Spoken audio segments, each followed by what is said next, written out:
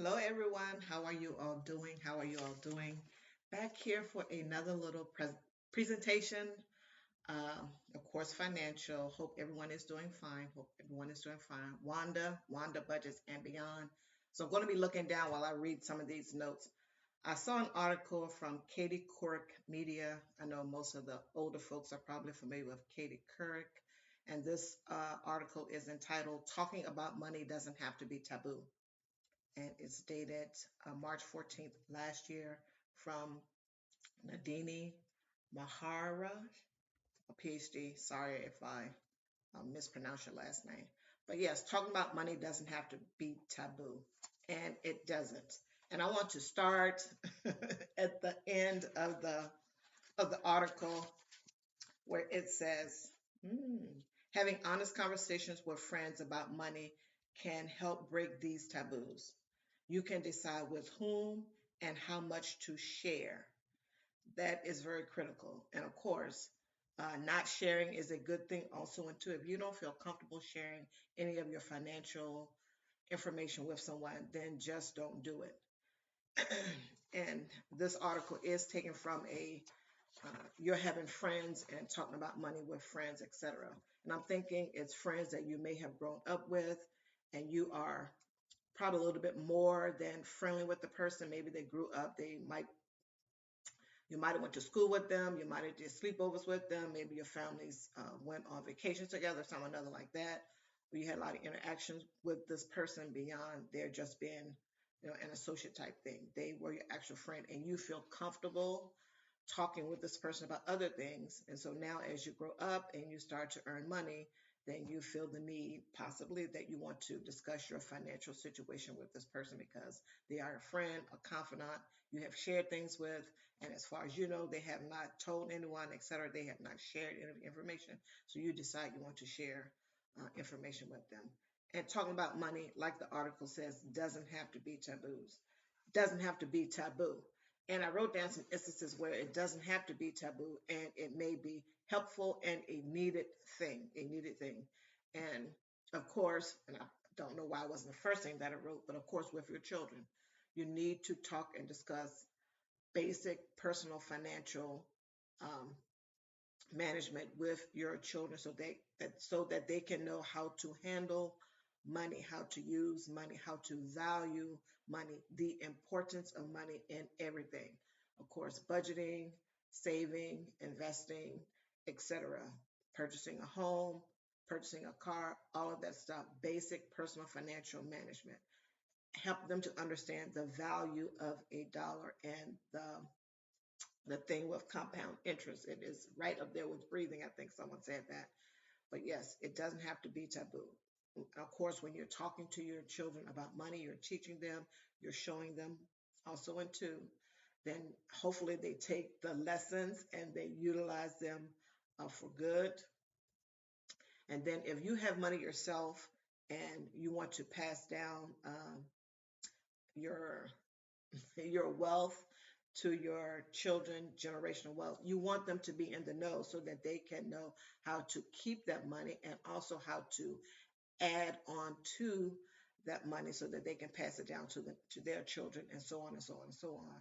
Because we see that sometimes when people do acquire wealth, and I mean, wealth, and then they pass it down, then it may or may not stay in the family and it may just pass to their children, and then that's it. There's nothing left because they don't know how to manage money, or maybe they do and they just didn't have anything to do with themselves. So spend was all that they did, etc.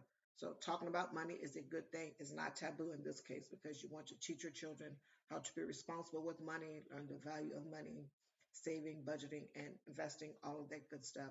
And then for passing down generational wealth, you want them to be in the know so that it is hopefully more than likely they will keep the money that you gave to them, and then they know how to add on to that money via investing, etc.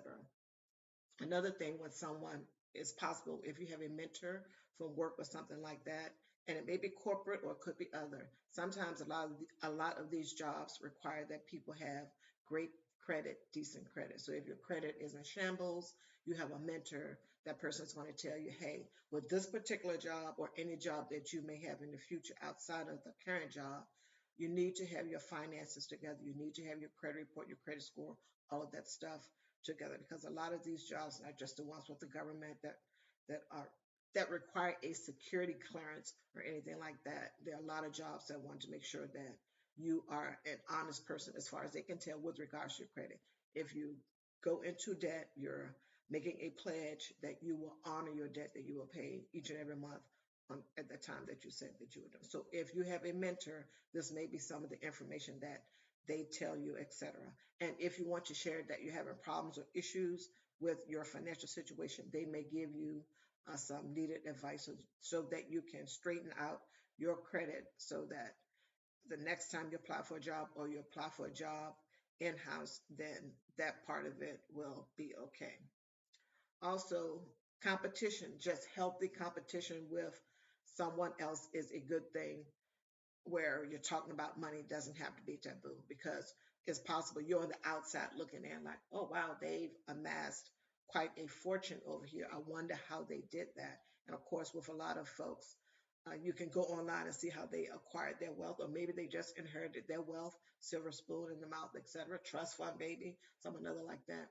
But possibly for the regular Joes, you want to see and understand how they acquire their wealth. And then it just may be a competition that you're competing against yourself to get to their level or the next level, etc. Something or another like that.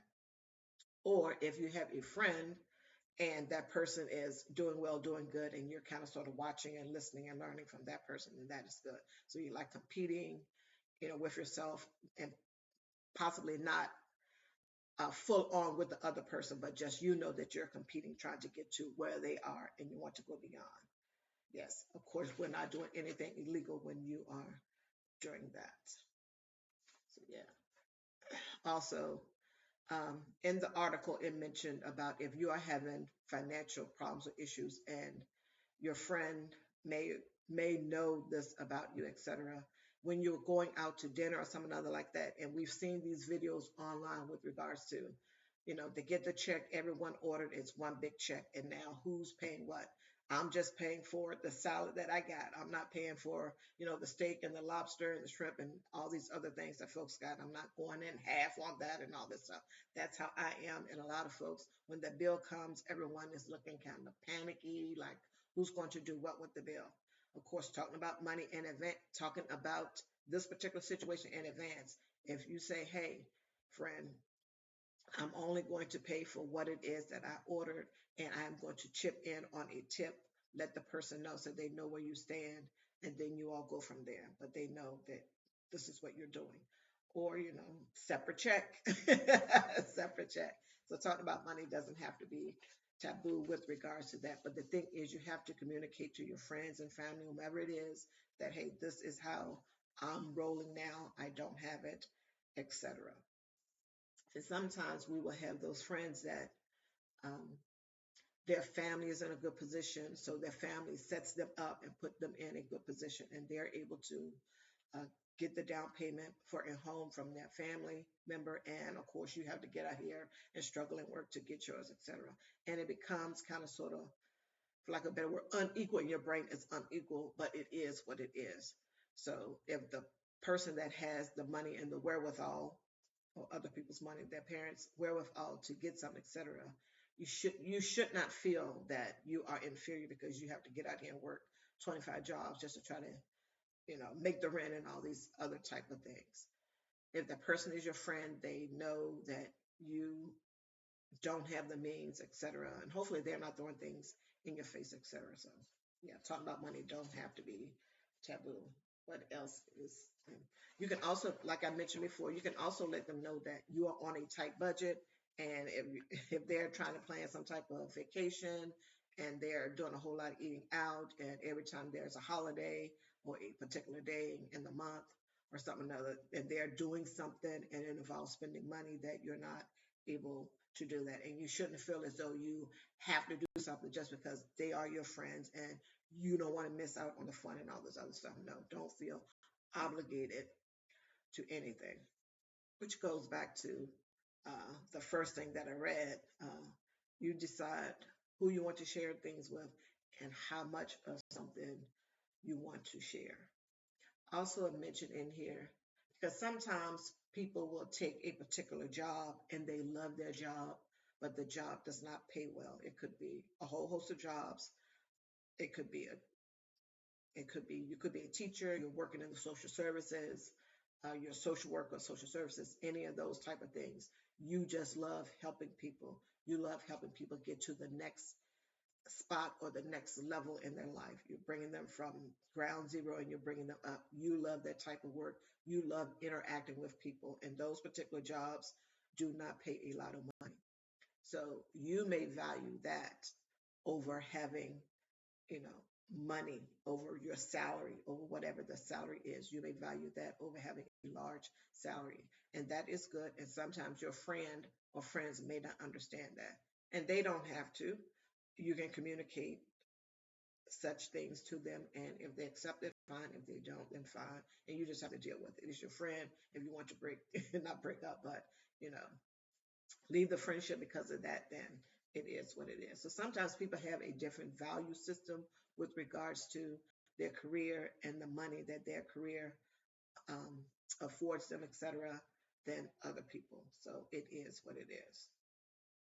And you don't have to feel embarrassed or what have you just because you love doing what you're doing. And that's not to say that the other person don't love what it is that they are doing and they're making a higher salary than you. But yeah. So pretty much the moral of the story is where I started first.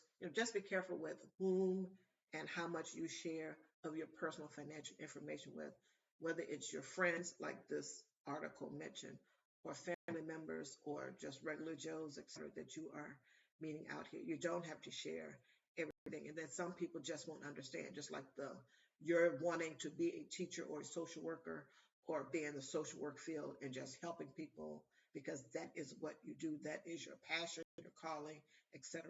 People may not understand, like, wow, you got a master's degree and all you're making is X number of dollars compared to they're having, a master's degree and they're making an exorbitant amount of money doing what it is that they may or may not love. And the person that is over here that is loving what they're doing in the social work field shouldn't think that the person that is making a lot of money doesn't love or enjoy what it is that they are doing as a profession. So yeah. But some of the more important things, back to talking about money, doesn't have to be taboo. The first and most important thing is you and your family, etc. So definitely talking to your kids about money, personal financial management, etc. is going to be key. And of course, the generational wealth passed down. If they know how to manage money, they've seen you do it. You did the show and tell all along the way, then it is more than likely that they will keep that generational wealth that you passed on, and of course add to it because you gave them all the tools that they need in order to do that. But yeah, talking about money doesn't have to be taboo. Just be mindful and careful about who and how much of it that you share. And thanks for being here. I do appreciate it. Wanda Budgets and Beyond. Don't forget to like, comment, share, and subscribe if you already haven't. I do appreciate your time. Have a great rest of your day.